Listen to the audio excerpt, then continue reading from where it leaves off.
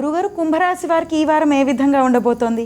కుంభరాశి వారికి 3 గ్రహాలు దివ్యంగా యోగిస్తున్నాయి తల్లి. 3లో కుజుడు, 6లో చంద్ర బుధులు.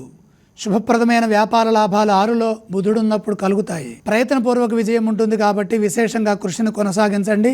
పనులు వాయిదా వేయవద్దు, మధ్యలో ఆపవద్దు. అలా ఆపితే మళ్ళీ మొదటి నుంచి మొదలు పెట్టాలి. ఏలినాడు శని కూడా తోడైంది కాబట్టి ఓపికతో పనిచేయండి.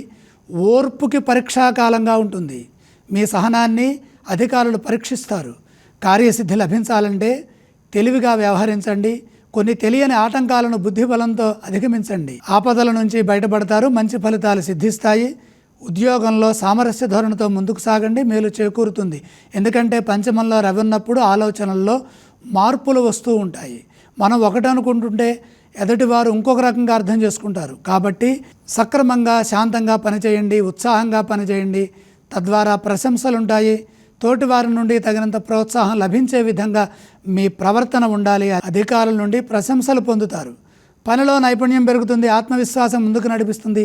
ధర్మదేవత అనుగ్రహ కటాక్ష సిద్ధి విశేషంగా ఉన్న కారణం చేత ఏ పని ప్రారంభించినా అందులో మంచి జరుగుతుంది. ప్రారంభించబోయే ముందు ఒకసారి ఇంట్లో వారితో చెప్పి చేయటం చాలా మంచిది. మిత్రుల సహాయ సహకారాలు చాలా వరకు లభిస్తాయి. వారం మధ్యలో ఒక మంచి నిర్ణయం తీసుకుంటారు. అది మీకు బంగారు భవిష్యత్తుని ప్రసాదిస్తుంది. భూలాభం సూచితం. స్థిరాస్తులు వృద్ధి చెందుతాయి. గృహవాహనాది యోగాల్లో ఇబ్బందులు కనపడుతున్నాయి కాబట్టి ప్రయాణాల్లో జాగ్రత్తలు తీసుకోండి. ఇంట్లో గొడవలు పడకుండా ప్రశాంతంగా ఉండండి. కుంభరాశి వారు ఏ స్తోత్రాన్ని పఠించాలో తెలియజేస్తారా గురుగారు? కుంభరాశి వారు నవగ్రహ శ్లోకాలు చదువుకోవాలి. ఈ రాశి వారు ఏ ఏ ఆలయాలను సందర్శించాలి?